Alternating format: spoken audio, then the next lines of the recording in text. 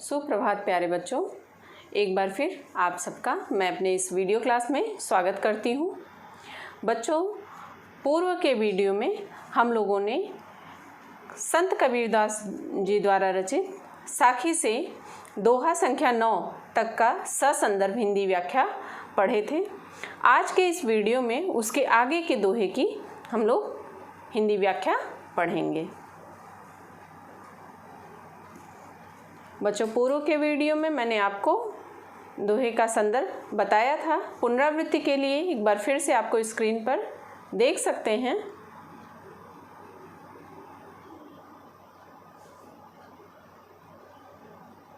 संदर्भ को देखकर भली भांति समझकर आप इसे लिख भी लीजिएगा।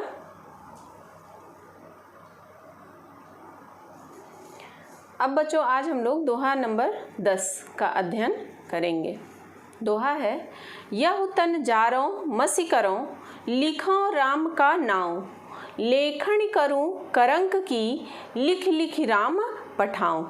संत कबीरदास जी, इसका प्रसंग है बच्चों कि प्रस्तुत दोहे में संत कबीरदास जी कहते हैं कि जीवात्मा रूपी विरहणी अपना सर्वस्व मिटाकर अपने प्रियतम परमात्मा के पास प्रेम का संदेश प्रेषित करने के लिए व्याकुल है। विरहणी जीवात्मा कहती है, यह तन जारों मसी करों। परमात्मा के विरह में व्याकुल जीवात्मा कहती है कि मैं अपने यह तन अर्थात शरीर को, इस शरीर को जारों जलाकर मसी करों, उसकी स्याही बनाऊंगी। परमात्मा के विरह में व्याकुल जीवात्मा कहती है कि मैं अपने इस शरीर को जलाकर उसकी स्याही बनाऊंगी। लिखूं राम का नाम, लेखन करूं करंक की। कहते हैं कि इसके पश्चात अपनी करंक अर्थात हड्डियों से लेखनी बनाकर उस स्याही से लिखूं राम का नाम, अपने प्रियतम राम का नाम लिख लिख कर लिख राम पठाऊं। नाम लिख लिख कर प्रियतम के पास, अब परमात्मा के पास बार बार भेजती रहूंगी, जिससे वे मुझ विरहणी की विरह दशा और पीड़ा को समझ सकें। अब इसका काव्यगत सौंदर्य पढ़ेंगे बच्चों हम लोग। काव्यगत सौंदर्य के अंतर्गत पहला पॉइंट है, यहाँ पर आत्मा की परमात्मा के प्रति विरह की अभिव्यक्ति हुई है। दूसरा है, मांस, मज्जा, अस्थि, रक्त, इन सब का वर्णन सूफी प्रभाव को दर्शाता है। रस शांत रस का प्रयोग है। भाषा सदुक्कड़ी, छंद दोहा छंद है। अलंकार अनुप्रास एवं पुनरुक्ति प्रकाश अलंकार का प्रयोग किया गया है। गुण प्रसाद गुण है। शब्द शक्ति लक्षणा शब्द शक्ति का प्रयोग किया गया है। 11वां दोहा पढ़ेंगे बच्चों अब हम लोग। कै बिरहन को मीच दे, कै आपा दिखलाए, 8 पहर का दांझड़ा, मोपै सहा न जाए। इसका प्रसंग है बच्चों, प्रस्तुत दोहे में कवि ने जीवात्मा या आत्मा की विरहणी दशा का मार्मिक चित्रण करते हुए कहते हैं कि कै बिरहन को मीच दे, कै आपा दिखलाए। संत कबीरदास जी कहते हैं कि हे परमात्मा रूपी प्रियतम, या तो इस आत्मा रूपी विरहणी अर्थात ईश्वर के विरह में व्याकुल आत्मा को मीच दे, मृत्यु प्रदान करो। मीच दे अर्थात मृत्यु प्रदान करो। कै आपा दिखलाए, या अपना स्वरूप प्रदर्शित करो और इसे भी अपने जैसा बनाओ। 8 पहर का दांझड़ा, मोपै सहा न जाए।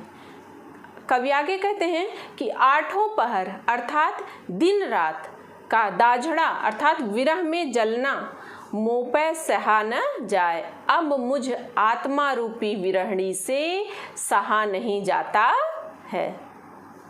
इसका काव्यगत सौंदर्य पढ़ेंगे बच्चों अब हम लोग। पहला पॉइंट है काव्यगत सौंदर्य के अंतर्गत, आत्मज्ञान हो जाने पर जीवात्मा परमात्मा का साक्षात्कार करने के लिए व्याकुल रहती है। रस शांत रस है, भाषा सदुक्कड़ी, छंद दोहा छंद का प्रयोग है, अलंकार अनुप्रास अलंकार है, गुण प्रसाद गुण है, शब्द शक्ति लक्षणा। अब 12वां दोहा पढ़ेंगे बच्चों हम लोग।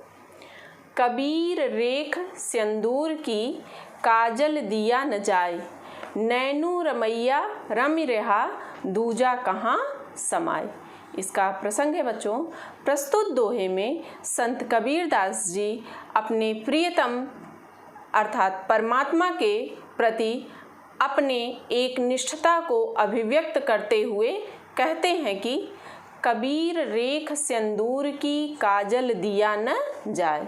संत कबीरदास जी कहते हैं कि मैंने रेख सिंदूर की, मैंने सौभाग्यवती नारियों की तरह अपनी मांग में सिंदूर की रेखा लगा लिए है।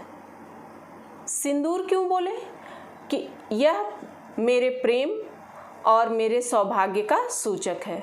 सिंदूर का रंग लाल होता है और प्रेम का रंग भी लाल ही माना जाता है। तो कहते हैं कि अब लाल रंग स्वीकार कर लेने के बाद, अर्थात सिंदूर को स्वीकार कर लेने के बाद काजल दिया न जाए।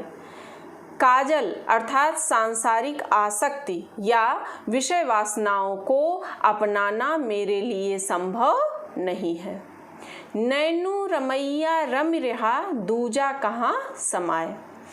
अगली पंक्ति में इस बात को और स्पष्ट करते हुए संत कबीरदास जी कहते हैं कि नैनू रमैया रमि रहा दूजा कहाँ समाए, अर्थात हर स्थल पर रमने वाले परम प्रिय राम मेरे नैनू अर्थात नेत्रों में रम गए हैं, अतः अब इन नेत्रों में किसी अन्य वस्तु के लिए कोई स्थान नहीं है।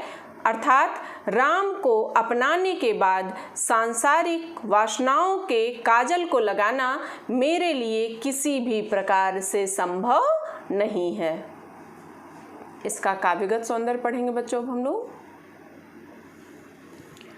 पहला पॉइंट है काव्यगत सौंदर्य के अंतर्गत, सिंदूर सौभाग्यवती नारियों के सुहाग का सूचक है।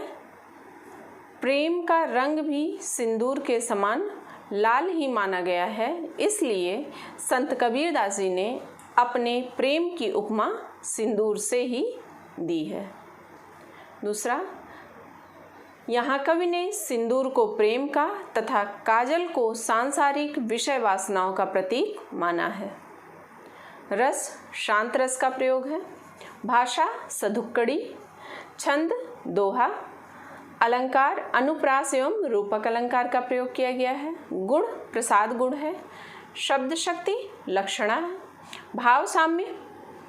प्रेम की अनन्यता का ऐसा ही चित्रण कविवर रहीम दास जी ने इस प्रकार किया है। प्रीतम छवि नैनन बसी पर छवि कहाँ समाए, भरी सराय रहीम लखी आप पथिक चली जाए। बच्चों, इस तरह से हम लोगों ने इस वीडियो के अंतर्गत दोहा संख्या 10, 11 एवं 12 का ससंदर्भ हिंदी व्याख्या पढ़े हैं। उम्मीद करती हूँ कि आपको समझ में भी आया होगा। जहाँ कहीं भी आपको कोई समस्या हो, आप कमेंट बॉक्स के माध्यम से मुझसे पूछ सकते हैं। मिलते हैं बच्चों अगले वीडियो में। धन्यवाद।